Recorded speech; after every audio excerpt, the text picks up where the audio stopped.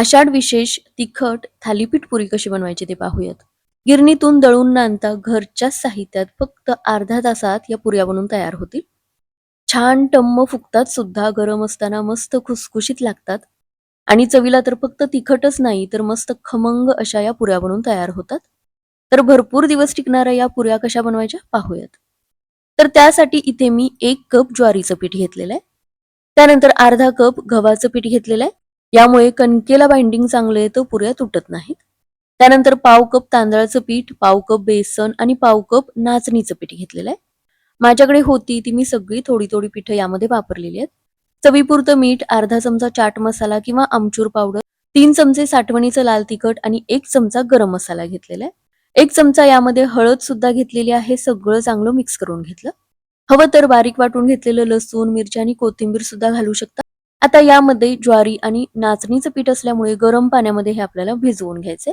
तर थोडं थोडं हलकंसं गरम असलेलं पाणी यामध्ये घेतलं, घट्टसरच आपल्याला हे भिजवून घ्यायचंय. आता ही कणिक भिजत ठेवायची नाही, लगेचच पुऱ्या लाटून घ्यायच्या. तर या पद्धतीने छोटे छोटे गोळे करून घ्यायचे. गरज असेल तरच तेल किंवा पीठ लावायचं. पुरीसारखं लाटून घ्यायचं. एखाद्या डब्याच्या झाकणाच्या साह्याने याच्या पुऱ्या पाडून घ्यायच्या. कारण ज्वारीचं पीठ जास्त असल्यामुळे कडेला थोड्याशा चिरा पडू शकतात. या पद्धतीने झाकणाच्या साह्याने या पुऱ्या पाडून घेतल्या तर मस्त गोल गरगरीत बनतात. तर या पद्धतीने एक 8-10 पुऱ्या सुरुवातीला करून घेऊ शकता आणि नंतर तळून घेऊ शकता. यामध्ये थालीपीठासारखीच सगळी पीठं यामध्ये वापरलेली आहेत. त्यामुळेच आपण याला थालीपीठ पुरी किंवा कोंबडी वडे सुद्धा म्हणू शकतो. तुमच्याकडे जी पीठं असतील ती तुम्ही वापरू शकता. तर या पद्धतीने पुऱ्या लाटून घेतलेल्या आहेत. आता आषाढ महिना संपला की आपले सण सुद्धा चालू होत आहेत. आता गौरी गणपतीमध्ये गौराईसाठी पारंपरिक अशा नथींचं कलेक्शन आपल्याकडे उपलब्ध आहे. यामध्ये तारेच्या आणि प्रेसवाल्या सुद्धा नथ आपल्याकडे आहेत. छोट्या मोठ्या आकाराच्या मोत्यांच्या गौराईला छान शोभून दिसणाऱ्या अशा नथी आहेत. या सणासुदीमध्ये कोणत्याही साडीवर आपल्याला सुद्धा या छान शोभून दिसणाऱ्या आहेत. अगोदरच्या नथींच्या कलेक्शनला खूप छान तुमच्याकडून प्रतिसाद मिळाला.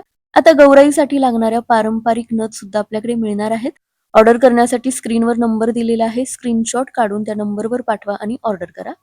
आणि कृपया फोन करू नका, फक्त मेसेज करा. आता आपल्या पुऱ्या सुद्धा बनवून तयार झालेल्या आहेत. चला तर मग पटकन तळून घेऊयात. आता या पुऱ्या लाटल्यानंतर शक्यतो लगेचच तळून घ्यायच्या.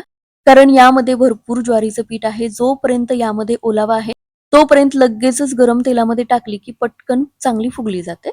सगळ्या पुऱ्या लाटून तशाच ठेवून दिल्या तर त्या सुकतात.